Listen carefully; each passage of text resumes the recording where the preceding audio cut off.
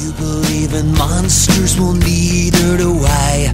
But I heard a story almost made me cry. It happened in the woods in the middle of the night. Hey guys, today's story is The Hitchhiker. Dr. Morrison, a local physician, was driving home from a country club dance late one Saturday night. He slowed down a bit while driving past the lake so he could admire the glistening of the full moon against the water.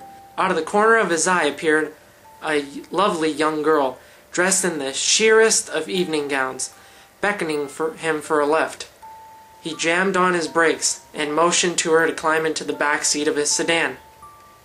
"All cluttered up with golf clubs and bags up here, okay," he explained.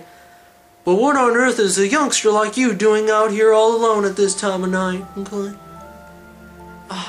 "It's a long story to tell you now," said the girl. Her voice was the sweetest and somewhat shrill, like the tinkling of sleigh bells. Please take me home. My car broke down a few miles back, and I've been trying to get help for the longest time. I live up the road about 5 miles. I do hope it's not too far out of your way." As he pulled up before the shuttered house, he exclaimed, "Here we are!" Then he turned around. The back seat was empty, except for a small puddle of water dripping onto the floorboard. "Dude, she took a piss." "What the deuce?" the doctor muttered to himself. The girl could not possibly have fallen from the car, nor could she have simply vanished. He rang the door insistently on the house bell, used as he had never been before. At long last, the door opened. A gray-haired, very tired-looking man peered out at him. "I can't tell you what an amazing thing has happened," began the doctor. "A young girl gave me this dress a while back, and I drove her here."